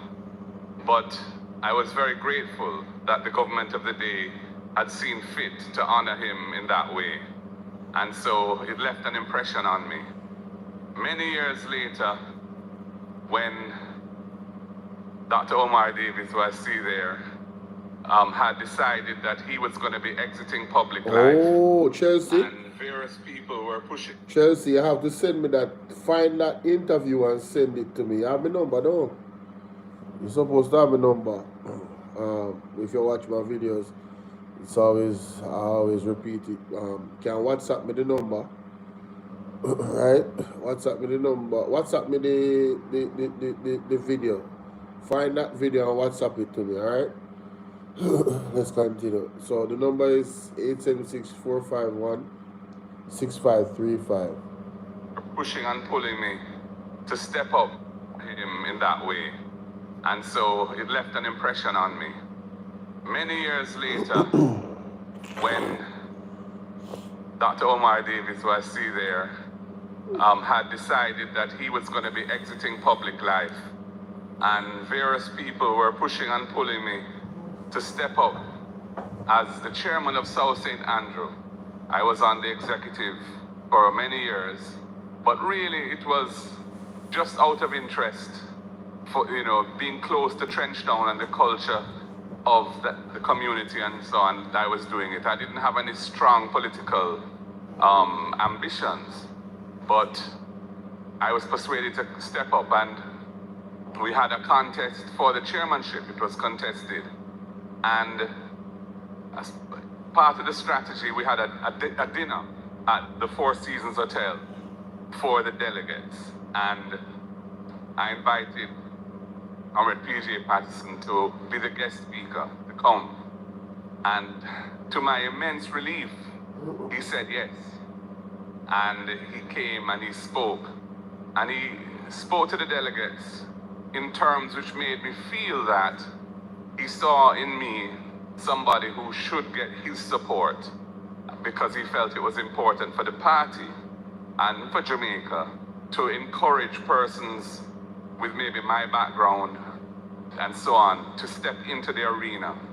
And it meant a great deal to me at the time. Subsequently, the next conversation of that nature that I remember was in Parliament. He was in Parliament as a former Prime Minister, etc. I don't remember what the occasion was, but he said to me, and I don't have the gift of his memory, so the details may not be 100% accurate, but the message is accurate. And he said to me, Mark, you have to step up. The future is going to call on you to step up, so be prepared for it.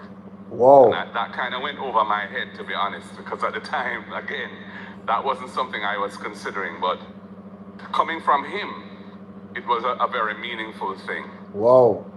And then, of course, subsequently, when I became president of the party and then leader of the opposition, we have become, I would say, good friends. And we have I would describe PG as a kind of father figure / uncle figure in my life now, because, wow. And life is so odd that could happen. I'm 59 now, so I should really not require that kind of mentorship, but I do. And it is a real privilege. Hey, listen to me, man. Yo, Marky G, I just want a real virgin. Marky G is just a real virgin. You know what I mean? You can see a level of respect with the admiration with the man have for PJ Patterson in this speech. You feel me? I deal with the man, really revere the man in a virgin. You feel me? I say? You can just imagine the type of conversation them with the man them have, privately about life and everything. Hey, PG, I want dangerous man still, I mean that in a one good way, Oh, the man have the foresight to say, Marky G are the man when he step up in a leadership to come save the country. Oh, him see that. What a man. We say PJ. Wow.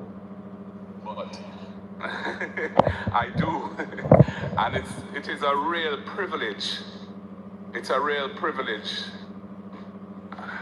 It's more than a privilege. It is, in fact, a tremendous gift to be able to receive it from somebody as esteemed, as knowledgeable, and as great a politician as PJ Patterson.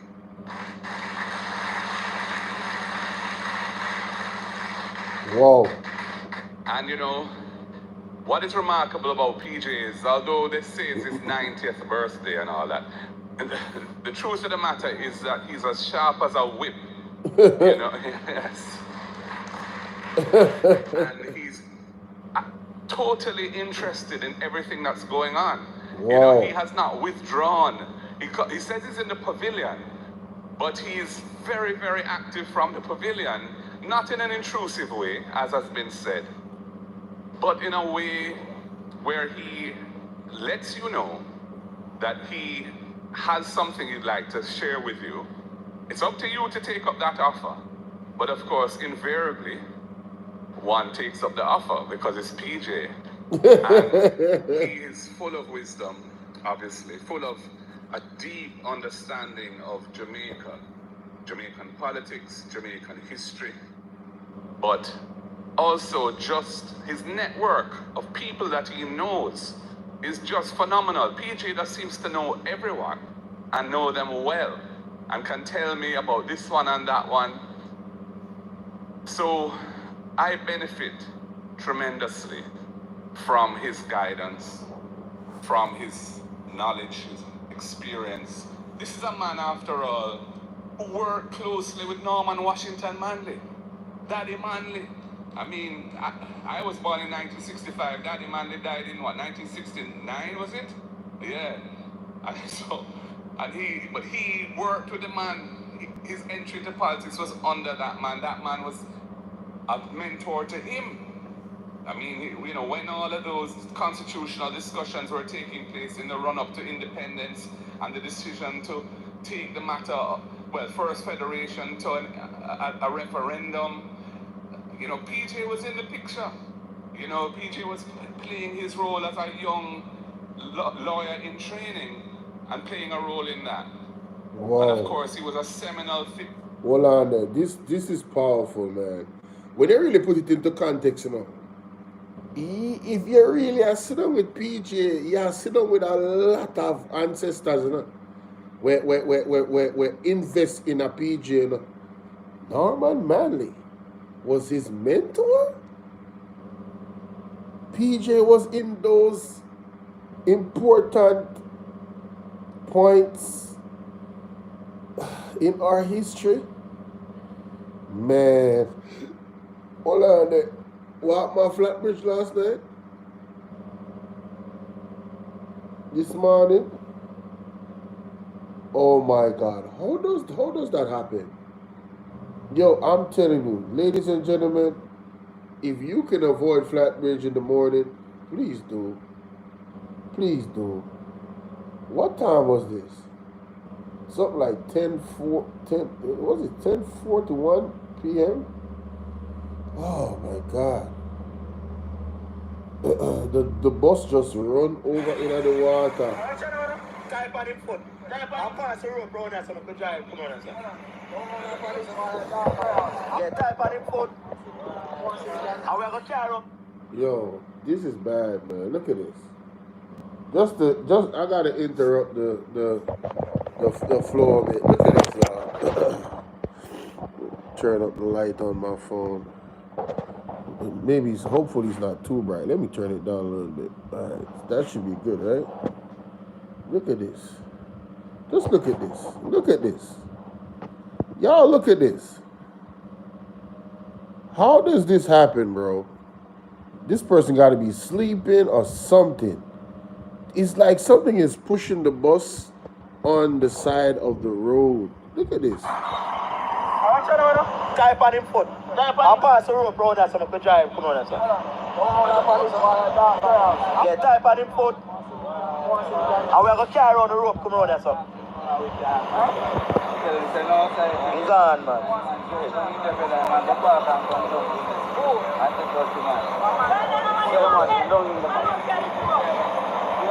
Dead man.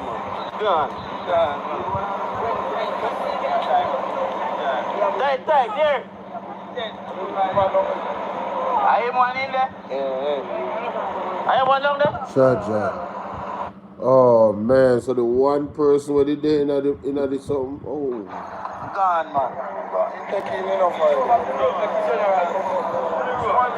I'm alone. Oh God.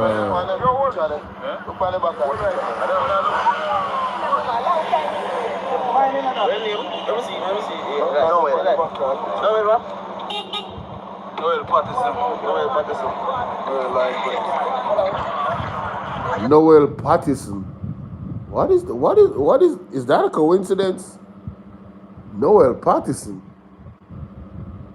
I'm here talking about PJ Patterson, and I get this. Wow, man.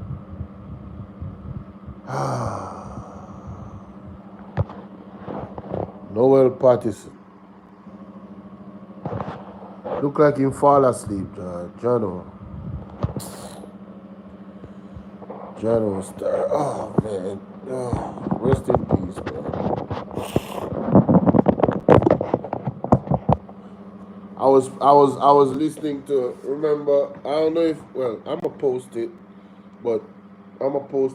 after I'm done with this live, but Pastor Peter Chambers said it, man. He said, yo, there's a death angel or a death warrant on Jamaica. When y'all hear Mark Stewart said to reverse the curse, man, y'all don't understand how deep this thing gets, bro. Spiritually, oh man, sometimes I don't even like talking about it, to be honest with y'all. All I want to say to everybody, man, April 21st, Portmore, Breakthrough Ministries, Reverse the Curse, Bolo 2025. Make sure y'all is there. Alright?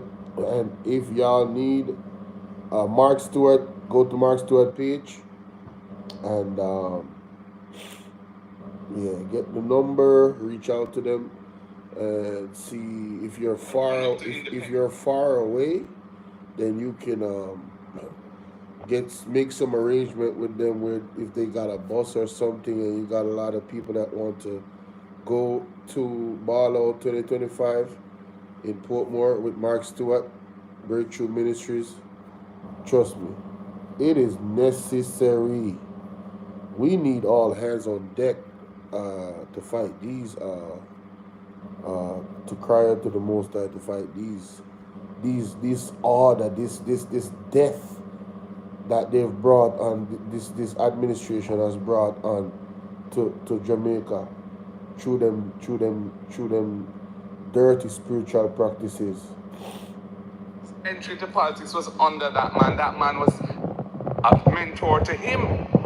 I mean, when all of those constitutional discussions were taking place in the run-up to independence and the decision to take the matter, first federation to a referendum, PJ was in the picture.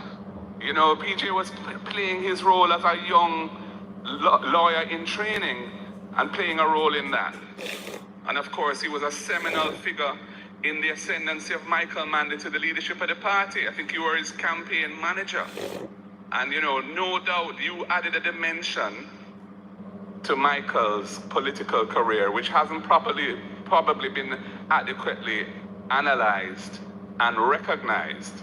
But the fact that PJ is really the embodiment of the new Jamaica, the potential of Jamaica coming out of independence, I think that must have given a great deal to what Michael was able to achieve. And then, as has been said, his skillful interpersonal relationship management also needs to be recognized, so that when he and Portia had their brief and very unequally yoked contest, as it turned out in 1993 or thereabouts, after that, he was able to bring everything back together in the party and in the government seamlessly. There was no turbulence. Portia's worth was duly recognized. And she was happy to play that part and emerged subsequently to become the leader of the party many years later. And you know, we've heard some wonderful tributes tonight. I want to particularly pay tribute to the tribute from former party leader Dr. Peter David Phillips, whose astute understanding of Jamaican politics and the PNP itself enabled him to encapsulate so many of the great things that PJ either stood for or was able to achieve in his time. For my own part, it is absolutely remarkable that one individual could have done so much in a lifetime. I remember hearing somewhere, again, I'm not sure if it was in Parliament, I don't see how it could have been in Parliament, but I associate it with Parliament. Somebody read out the list of honors and awards that have been bestowed on PJ Patterson. And let me tell you, it is extensive from all over the world. The man is an international figure. The man is somebody who is recognized and respected in many corners of the earth and continues to be. He's the father figure for CARICOM. Even though he has been long out of the politics, he's still playing that role. And of course, up at the university with the PJ Patterson Center, he's bringing new life to the relationship between Africa and her diaspora. Wow. And in the topsy-turvy era that we are in now, where recent events are showing that the earth is moving into a new dispensation which none of us is prepared for, and none of us really understands fully what's motivating it or where it is going, but we know that it is having profound ramifications on the world economy, on geopolitics, etc., etc. It is relationships like the one that he's seeking to forge with Africa that we are going to have to increasingly depend on for our survival as an independent country. Want to hear that? This is very important. That statement from Mark Jefferson Golding is very important. Our ties with Africa, our connection with Africa, especially now more than ever, needs to be strengthened, solidified. Our partnership with Africa needs to be solidified more than ever. We have a direct tie to the motherland, and I have been long waiting for representation in this country to, one, recognize that, and two, act on it in a meaningful manner. Because where else has a greater amount of wealth of resources than Africa? Africa is going in a direction of, well, pretty much owning their own ish and not having the Western world or anybody in Europe dictate to them how them things supposed to go. They taking back their ish. This is the time now more than ever for us to be, one, connected to our motherland, understand the history, and be proud of who the hell we are and where we come from. This is the time. This is the time. I'm excited, man. I ain't even gonna cap. I'm excited. Let's play that back. I'm excited. Lord The era have mercy. that we are in now, where recent events are showing that One Yankee bless. No joke. Big up yourself. the earth is moving into a new dispensation which none of us is prepared for, and none of us really understands fully what's motivating it or where it is going, but we know that it is having profound ramifications on the world economy, on geopolitics, etc., etc. it is relationships like the one that he's seeking to forge with Africa that we are going to have to increasingly depend on for our survival as an independent country. For our survival. Trust me, PJ gets it. And Mark Golding gets it too. So, I say to PJ, the institution builder par excellence. I mean, when you look at the period that he was in office as Prime Minister, not only the infrastructure assets that are his legacy, which are substantial, the North Coast Highway from Hanover to Portland, the East-West Toll Road, now named in his honor, which is a remarkable project. I was very involved in that project as a lawyer in the private sector when it was being rolled out in between 2001 to 2003. I was the lawyer for the French developers of the toll road. But the structure of that whole project is very sophisticated and, required a kind of leadership that understood how to empower able people to execute, because they could be relied on to do it in the best interest of Jamaica. And I'm talking about people like Vin Lawrence and Dr. Kingsley Thomas and Wayne Reed, etc. Those people were able to deliver for Jamaica because PJ empowered them to do so. When you talk about the National Health Fund, John, when you talk about the Drugs for the Elderly program, you talk about the PATH program, there are many, many, many institutions which are the legacy of PJ's term of office.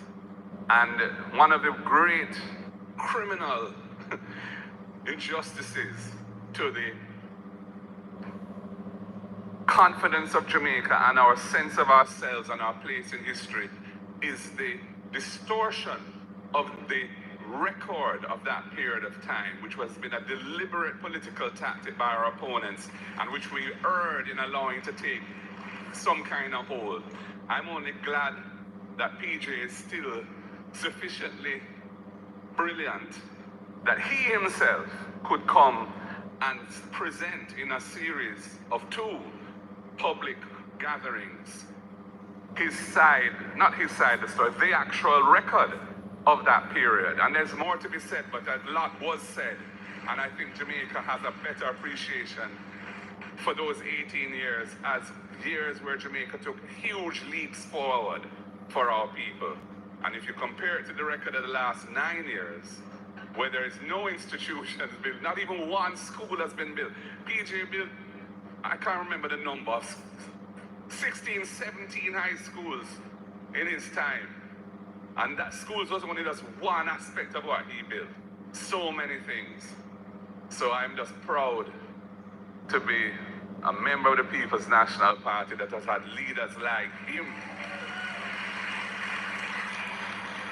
Hey, I ain't gonna cap. If you look at Mark Golding in this speech, that man is really proud, bro. He's proud of the legacy of the PNP. He's proud of what they have achieved. He's genuinely proud to be a part of what they have done for this country. You know what I'm saying? He's proud. He really is proud. And as a man of integrity, that says a lot. That says volumes about what was actually, 1, achieved, and 2, the intent of what they plan to achieve. You know what I mean? And I just feel very blessed that he's still so strong, despite the accident he had not a couple of years ago, got a bad lick, rallied back from that. Many people that would have been life-ending, they wouldn't have had the fortitude to continue a vibrant life, a life of giving, a life of participation. Like how PJ, in the way that PJ has been able to, and not only been able to, but has shown his determination and strength to get through that and continue to shine like a beacon of erudition, a beacon of knowledge, a beacon of strength of character.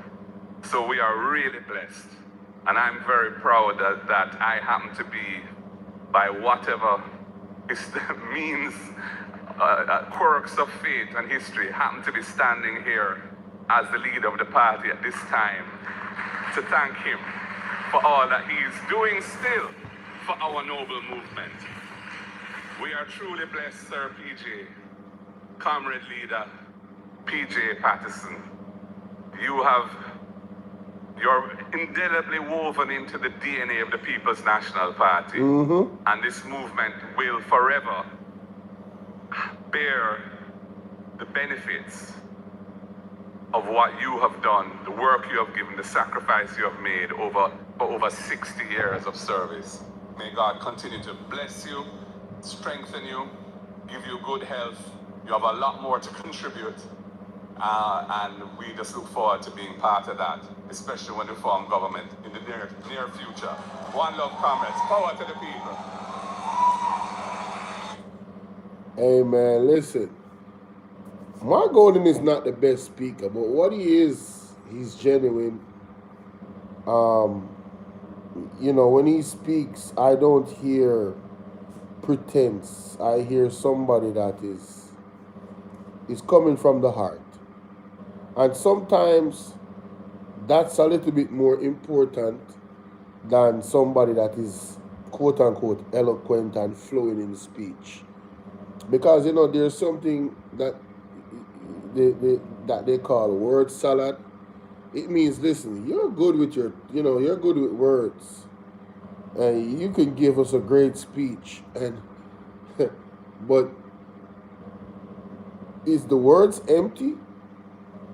Are you just telling me these things just because you know it's what I want to hear?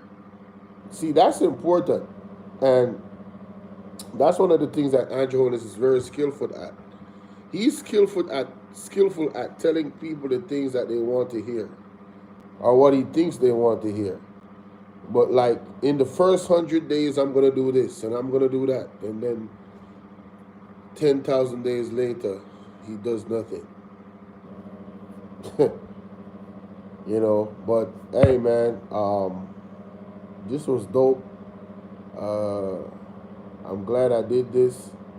I went to bed, you know, after my live, and I got a good sleep. I said, you know what? I was strolling down looking at all the people that did speeches, and I said, you know what? Let me go over these. And I'm happy I did. The JLP had some type of conference. I'm not even going to listen to one. Not even Faval Williams, Tom Tavares, Vincent, Juliet Cuthbert, Darrell Voss, Bobby Montague. Man, come on, bro. And Orlando Terry Long. These are the people I need to, man, I'm not listening to none of this. Of course, Andrew Holness had a speech too, 41 minutes long. Everybody else had like an 11-minute speech. He had a 41-minute speech. Lord have mercy. Anyway, I'm not covering none of that. I'm not wasting my time, my energy, my breath. All of those people need to resign and get the hell out of office immediately, based off a no confidence by we the people of Jamaica. And that's that. Shout out to the Honorable Percival James Patterson on his 90th birthday. And of course, you know, like they said, the celebration continues. You don't reach 90 every day. So, you know, internally they're still celebrating. And he have a lot of friends internationally. So I could just imagine you know, plus his family, you know. And in terms of a little bit of sad news, the person that died on the car crash at Flatbridge early this morning, late last night. Condolences to his family. His name is also Patterson. I don't know if he's of any relation to PJ Patterson, but either way, you know, condolences to his family. Man, please pray before you leave the house. Pray while you're in the car. Constantly pray. because there's definitely a death angel. Jamaica is marked for death, and this is reverse the order. All right, just reverse the order in Jesus' name. Reverse the order. April 21st, y'all. Portmore. All right, next week Monday. All right. That's my time. Appreciate everybody that came through. Hit the like button. All 10 of y'all that hit the like button. Thank you so much. For the people that watch the replay, please remember to hit the like button. Can we get the likes up to 1,000? That is the aim for all of my videos. I need to at least get 1,000 likes. I got 15, almost 16,000 subs. I think I can achieve 1,000 likes on every video. I don't think that should be too much. You know, I'm gonna do my part in trying to remind you in every single video that I do to hit the like button. I'm gonna do my part to remind you guys to hit the like button. It is that important, ladies and gentlemen. And also, let me know what you think in the comment section. All right, the word is love. Happy birthday again, Mr. Patterson, and all the best to this movement of the People's National Party. I have a deeper appreciation for what they have done in their time, and yeah, look more. See y'all around. Well, I'm not gonna be live, but I got premieres coming at you early this morning. I got 4 premieres coming up, so I'm about to make some thumbnails, post these videos, put a timestamp on them, and yeah, man, blessings to you guys. All right, Yankee, big up. All right, look more.